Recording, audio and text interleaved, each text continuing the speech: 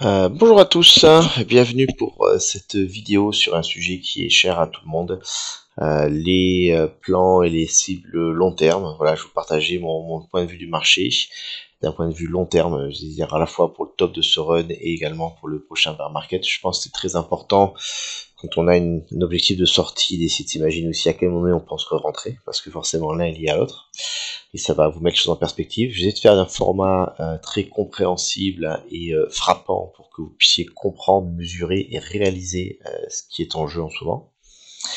Je vous parlerai donc du coup de mes cibles haussières, mes cibles baissières, les raisons de ces cibles baissières. On va parler beaucoup de volume et de répartition du volume parce que c'est quand même ce qui fait bouger le marché, c'est ce qui dirige le marché.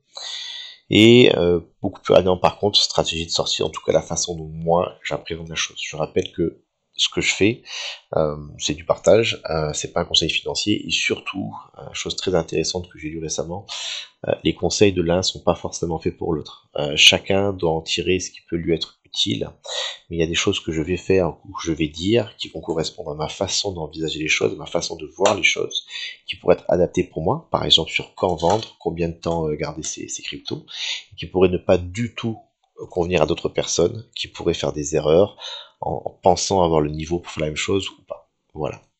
Donc, petite chose préalable.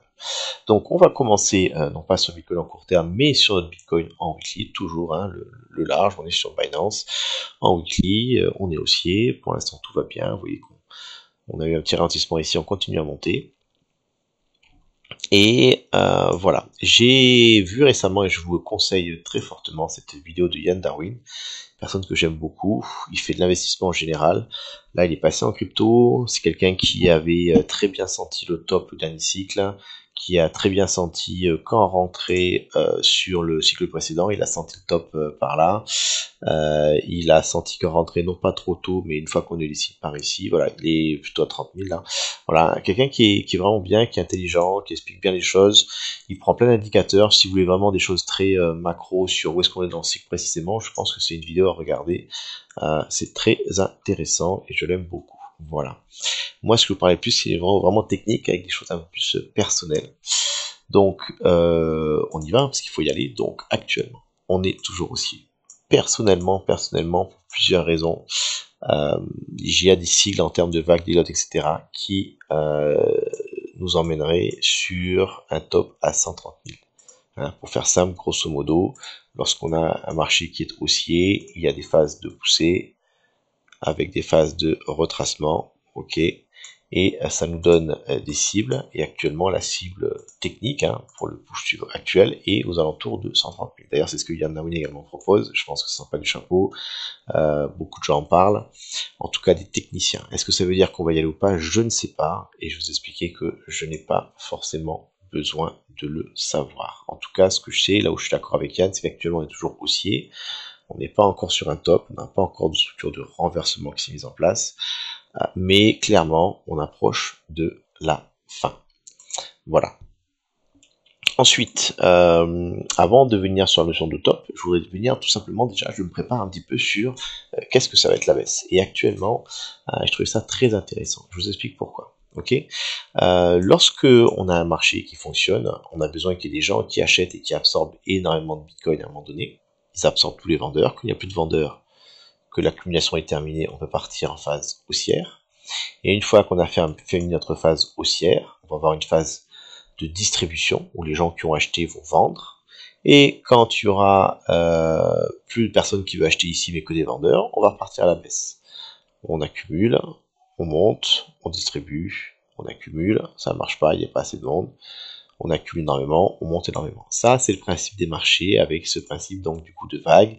Et dans un marché aussi sur du très long terme, on a ce genre de choses qui se profilent. Vous devez savoir normalement déjà à quoi ça ressemble. Et ce qu'il faut comprendre, c'est que les tops et les bottoms sont vraiment une question de volume et de quantité d'argent disponible pour faire infléchir le marché. La construction qu'on a actuellement, c'est que si on pense à la baisse, pour l'instant, je trouve que les choses sont relativement simples. Si on a un top qui se pose, je ne sais pas où exactement, imaginons que ce soit là, là ou là, peu importe, ok. Si on a un top qui se pose, actuellement pour moi ça me semble très évident, fort en tout cas, que la baisse au minimum devrait venir sur ce niveau. Voilà, parce que il faut comprendre que si cette zone-là, il n'y a eu aucun volume qui est exécuté. Je vais vous montrer ici, je vais prendre le volume exécuté depuis. On va faire ça juste depuis l'impulsion qui est ici. Actuellement, voici le nombre de bitcoins échangés. Sur toute cette phase-là, y compris cette phase-là, les bitcoins échangés sont ici. Ça, ce sera un support. Et donc, en cas de renversement, alors les choses peuvent bouger ici là, on va avoir besoin à l'endroit d'arriver sur un support important où il y aura des liquidités pour ceux qui veulent rentrer, et c'est un endroit où on pourra poser un bottom. Actuellement, on a un support qui est ici, et c'est un niveau vraiment qui est important pour moi. Je pense vraiment que, sauf si chose vraiment bizarre qui se passe dans l'année qui vient, une cible importante pour le prochain bear market, c'est de venir prendre ces liquidités, de venir en dessous de ça, de créer de la peur, de venir prendre tous les stops, tous ceux qu'on long depuis il y a longtemps, et de venir ici du coup pouvoir faire rentrer beaucoup d'argent sans que ça se voit, sans que ça se passe, c'est aussi des cibles que le marché attend, pour pouvoir ensuite renverser. On a déjà eu ça un petit peu au cycle précédent, on avait une accumulation ici, la première cible qui était atteinte en ligne droite tout de suite, c'était de venir prendre ces liquidités. On est venu pile dessus, ça a michi, mais alors à 100 $ près en dessous, et ça a rebondi instantanément de plusieurs pourcents, voire même je crois il y a eu 15% la journée. C'est absolument monstrueux. Donc ça c'est la première cible. Est-ce que ça veut dire que c'est là qu'on va s'arrêter? Je ne pense pas. Et je vais maintenant vous expliquer ça un peu plus dans le détail. On va regarder liquidité à la baisse. Voici donc mon Bitcoin. Ok. Un rectangle correspond à une période. Et je vais vous prendre ici, dans cette période-là, pendant 252 jours, c'est monstrueux, hein, ça fait plus de 8 mois, on a range. À l'intérieur de cette zone, il y a eu 66 000 bitcoins sur Binance, hein, votre exchange, qui ont été échangés. Ça, c'est du volume. Ce petit range qui est ici, il a duré 2 mois quand même, de rien un peu plus, 28 000 bitcoins échangés. Et ce petit range qui est là, qui paraît petit, hein, alors en durée, oui, d'accord, 7 mois, hein, pas forcément plus que ça. Regardez la différence. 66 000 bitcoins, 216 000 bitcoins. Là, ici, c'est passé des choses. Là, il y a vraiment eu du volume, pas forcément en termes d'argent, mais en termes de bitcoins échangés. Il y a vraiment eu des bitcoins qui ont changé de main. On a créé quelque chose, on a inversé une tendance. Ça, c'est très très fort. Attention, des fois, ce que vous voyez n'est pas forcément lié au volume. Et ça, c'est une façon de le montrer. Je vous le montre différemment. Non, qu'est-ce que ça fait là, ça? Équivalent support. Je vous ai mis ça ici. Si je devais faire un équivalent support par rapport à ce que j'ai vu, ici, toute cette zone, le support, il est en dessous, les liquidités, 66K BTC. Ici, ce support, 28K BTC. Et ici, juste cette partie-là, là, juste celle-là, on n'a même pas parlé de celle qui est en bas, on est à 216K BTC échangés. Ça, c'est du béton. Ça, c'est sympa. Ça, c'est un peu creux. Et ici, là, il n'y a absolument rien. Ici, c'est vide. Ici, c'est vide. Et actuellement, là, c'est en construction. Donc, vraiment, une première cible pour le marché, pour moi, au minimum, le bear market, ça devrait être, hein, j'ai pas de certitude, mais venir prendre la mèche ici à 52, là, voilà, et normalement aussi 49, ça c'est vraiment une cible. Ici, peut-être, et ici, normalement, ce sera le point de non-retour qu'on ne devrait pas perdre. Il faut comprendre, et après on va revenir plus précisément là-dessus, que là où on est actuellement, si tout simplement vous voulez vendre maintenant, ne pas avoir à gérer tout le truc qui va se passer dans les mois qui viennent, si je veux sortir mon argent maintenant, si jamais je viens de ici à 102 000 jusqu'au premier support, on est quand même à 50%. Si vous avez un bitcoin ici, vous le vendez, ici vous en achetez deux. Vous avez fait un x2. Vous avez fait un x2 en l'échelle d'un cycle, c'est-à-dire 2 ans. x2, 2 ans, c'est monstrueux pour n'importe quel type d'investissement. Donc, déjà, très rapidement, en termes de stratégie de sortie, si je suis pas gourmand, si je veux la sécurité, je pourrais très bien dire actuellement je vends tout, et j'ai quand même une certitude très très forte qu'on va venir ici, j'ai 50% à faire par an pendant 2 ans, à peu près, pour faire simple, 40%, j'ai un x2 à faire. Et ensuite refaire peut-être un x2 dans une poussée suivante. Donc ça déjà c'est une chose à avoir. Maintenant, pour être un peu plus précis sur... on verra bien sur le plan après. Je vais venir sur... Au revoir Yann. Voilà, ici... On n'y est pas, on est là. Je vais vous montrer la répartition du volume. Je prends, ici on est sur Coinbase toujours, vous comprenez bien, le précédent bull run 2017-2021. Voici la répartition du volume. Regardez bien, c'est intéressant. Regardez cette quantité monstrueuse de Bitcoin échangée sur la partie basse, avec un gros pic ici sur le bottom de la capitalisation. Et ensuite, toute cette phase-là, toute cette phase haussière, toute cette phase de distribution, alors c'est étalé, mais ça représente beaucoup moins de Bitcoin échangé qu'ici.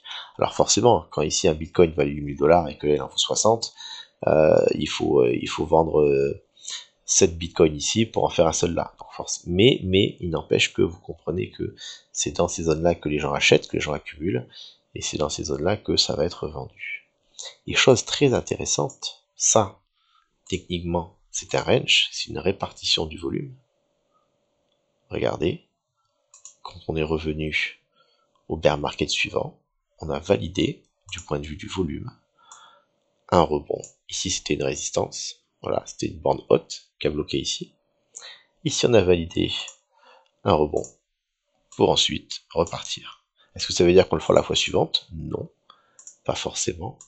Mais ça a du sens techniquement. On va du coup prendre le qui nous intéresse, 2021 ATH. On voit où est-ce qu'on est actuellement.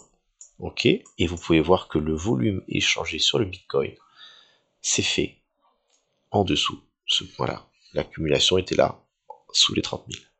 C'est ici que le marché a acheté, avec un pic de volume très très bas ici aux 16 000, et là-dedans, voilà, grosse zone d'achat. Actuellement, ce range-là, regardez le nombre de Bitcoin échangés, très très peu par rapport à ça. Et d'ailleurs, on a continué à partir à la hausse. Et actuellement, ce qu'on a ici, ça représente vraiment quasiment rien. Donc, on n'aura jamais forcément en beaucoup non plus, hein, mais voilà, c'est peu. Et donc, pour rapport à ça, en cas de baisse, ça me conforte dans mon idée que ce niveau devrait être pété. Ce sera la première cible à aller chercher. Et éventuellement, en termes de rebond, je pourrais avoir soit un rebond, on verra où sera la zone de volume plus tard, hein, parce que ça peut évoluer. On pourrait avoir un rebond soit sur la zone de volume, validation support résistance, en plus qui correspond à ce petit range qui était ici qu'on avait vu ensemble. Voilà, ça fait du sens. Le petit range au milieu qui tient le coup, hein, on a déjà vu ça sur le Bitcoin. Ou alors, sinon, je reviens là, pardon, je reviens ici, voilà, je remonte ici, revenir sur péter sa première cible, petite zone de volume là, pourquoi pas le piège où c'est lui qui tient finalement, les gros peuvent pas rentrer et on a tout le monde, ou en tout cas sinon personnellement, dernier point pour moi, rentrer là-dedans en termes de volume très compliqué, ça va acheter en masse avant vous, ça va être la course à l'achat, je verrai bien un retour quelque part avant ça, maximum ici, avant le volume, avant les ordres qui attendent. Ici, on veut chercher de la liquidité parce que comme on a parié à la baisse, il faut réussir à sortir de son short. Par contre, ici, c'est l'inverse. On veut acheter. Et si j'achète trop tard, et ben désolé, tu voulais acheter ici, ça a acheté là, tant pis pour toi. C'est ce qui s'est passé au cycle précédent. On avait pété ça. Donc tout le monde attendait ici le support suivant. Ça rebondit un petit peu avant. Voilà. Donc, à quoi ça me sert tout ça? Ça me sert déjà à essayer de me représenter les gains et les baisses potentielles. Actuellement, d'ici 2 ans, j'ai un x2 qui m'attend comme ça, alors que si je monte à 130 000, j'ai que un 30%. Donc à faire ici. Donc en termes de risque et de gain, c'est pas la même. La probabilité qu'on vienne ici est très très forte, alors que la probabilité qu'on monte à 130, elle est beaucoup moins. Donc je gère mon risque par rapport à ça, mon exposition, ma façon d'envisionner mes trades. Et donc du coup, je viens sur mon plan. Excusez-moi, j'enlève tout ça. Actuellement, voici mon plan. Ok. C'est un plan, hein. C'est quelque chose que je vais adapter selon. On est ici, on passé en daily. Actuellement, on est en phase de décélération. Deux choses, soit on a un peu de mal vraiment et puis on va faire un range de distribution proche de là où on est, 110 000 par là, avant ensuite de renverser, avec ensuite une accélération baissière. Soit éventuellement on peut continuer à monter, venir chercher un peu plus haut, 130 000 la target, plus de volatilité, et après reprendre le chemin précédent. Ça ce serait pour le top, à peu près. Je vous montrerai après comment je fais pour sortir rentrer. Première cible pour moi pour le marché, là, vraiment. Et à voir si ça tient longtemps et ça rebondit, ou au contraire, si comme je le pense, hein, c'est très spéculatif, on pourrait avoir finalement pas assez de support, une perte de support et un bottom qui se ferait juste avant le gros support dans cette zone-là avec un rebond plus tard. Je vous zoom out, le run précédent, venu, on a galéré, on a tenu, et ben le run actuel, on a pété au-dessus, on revient, premier support, ça tient un peu mais ça finit par péter, le vrai gros range d'accumulation où on s'ennuie, où les gens pètent un câble, et après on est reparti à l'os. Voici mon plan actuel pour la suite des événements. Je rappelle que j'avais fait un plan 2022-2025 il y a longtemps, qui était ici. Voilà, j'avais fait ici, pareil, accumulation, impulsion, résistance 1, résistance 2, et projet d'ATH par là. Voilà. Donc ça permet un petit peu d'avoir un ordre d'idée de se guider. Donc c'est la première chose dont je vais vous parler, ça fait un 15 minutes, je sais que c'est long, mais c'est pour comprendre que les cibles que l'on détermine ne sont pas du tout aléatoires, et que si vous comprenez comment les choses fonctionnent, vous pourrez vous adapter, vous ajuster à ce que vous allez voir en vrai. Si vous ne faites que suivre le plan de quelqu'un, que vous vendez ou vous achetez bêtement sur un niveau, si les choses ne se passent pas comme prévu, je l'ai vécu par le passé, c'est la catastrophe. Maintenant, pour revenir à ce chose de plus simple, on va revenir ici.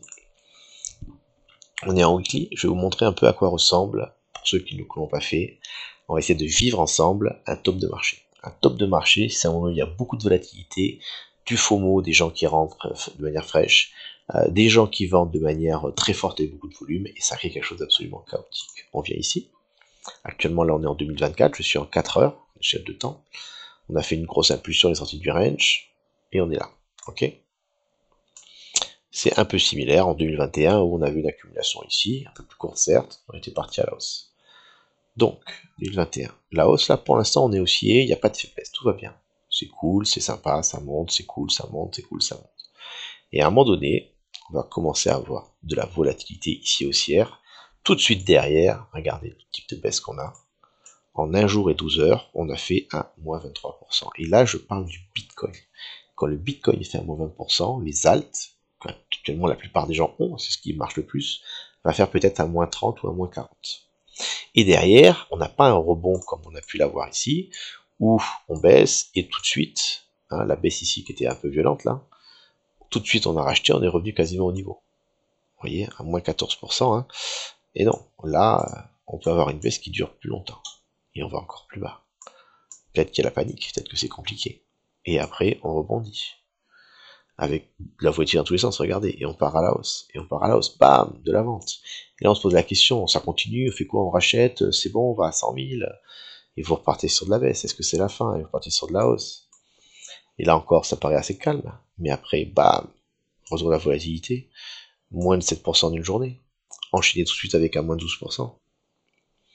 Bon, c'est fini, c'est le bear market, on n'y croit plus. Eh ben, peut-être bien, effectivement, moins 20% en une journée, moins 40%, regardez bien celle-là, moins 40% en 3 jours, après avoir fait un moins % juste avant. Ça, c'est ce qui tue les gens. Et moins 40% sur le Bitcoin, sur les altcoins, c'est un retour à zéro. Ça, c'est très violent. Voilà un top. De la volatilité dans tous les sens, très compliqué à gérer, très compliqué à anticiper. Mais, techniquement, il faut que je revienne sur mon plan ici. Peut-être. Si je le retrouve, bien sûr, forcément, c'est jamais évident. Bien joué, Jocelyn. Voilà. Si je viens sur mon plan que j'avais ici en daily, j'avais préparé des zones d'achat et des zones de vente. Ma façon de faire les choses, ça parle les vôtres. Vous, je conseille de vendre à l'avance. Mais quand j'arrive sur un top que j'ai identifié par rapport à mes cibles à l'avance, je sais que ça c'est une zone de vente. Ici, je vais faire très attention à essayer de vendre. D'accord, je suis pas en train d'investir. Et ensuite, pour moi, en termes de structure, lorsque je commence à avoir une structure baissière, des hauts moins hauts, des bas de plus en plus bas, je rentre dans une zone, après une zone de latéralisation, je rentre dans la zone, la dernière zone, qui va risquer d'aller très vite de décrochage, de surchauffe, où là vraiment, il faut vendre énormément. Et après, on aura le décrochage validé par la perte de ce niveau. Pour moi, actuellement, si on perd les 90 000, grosse probabilité que ce soit la fin. On sort et on attend la suite. Première zone d'achat pour moi, un peu plus en trading, ce support. Typiquement, rebond quasiment garanti. Mais est-ce que c'est le moment où je vais investir pour le prochain bull run? Non, pas forcément. je veux attendre de la structure pour avoir une baisse qui continue. Et si on vient sur ma zone suivante, je passe vite, hein, mais ma zone vraiment d'intérêt pour le prochain cycle, ce cycle-là, j'avais acheté sous les 30, c'était la zone pour moi qui était clé. Voilà, j'avais acheté sous les 30 parce que c'était le dernier support qui était là qu'on a perdu. Voilà, je suis rentré dans cette zone-là. Cette fois-ci, je veux rentrer sous les 43, qui est ma zone de volume qu'on avait vue. Voilà, ça pour moi vraiment, c'est une zone d'accumulation.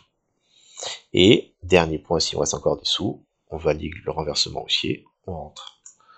Ça, c'est ce que je vous montre ici. C'est ce qu'on peut voir sur des cycles précédents.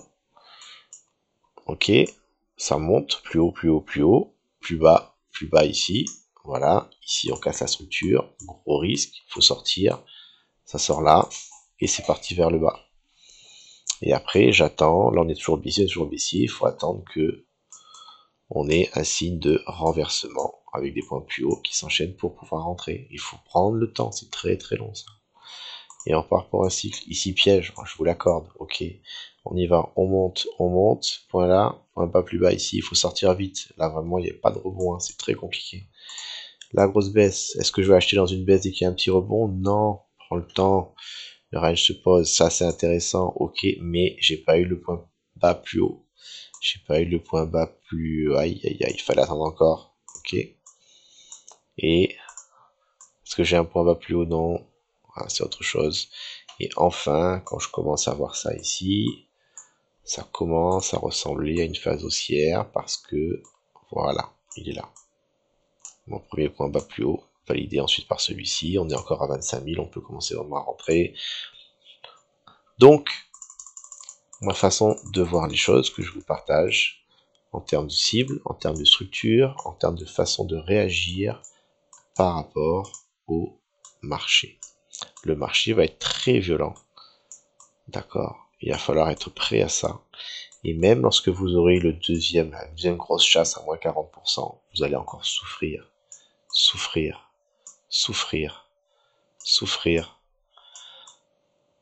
Excusez-moi, ça c'est le deuxième bull run compensé, et après vous allez souffrir, souffrir, souffrir, souffrir, souffrir, souffrir, souffrir, souffrir, souffrir, souffrir, jusqu'au bottom que vous serez capable d'identifier qui est là. Voilà. Là, il n'y a plus personne généralement. Apéro crypto, on est 3 et on est content d'être 3.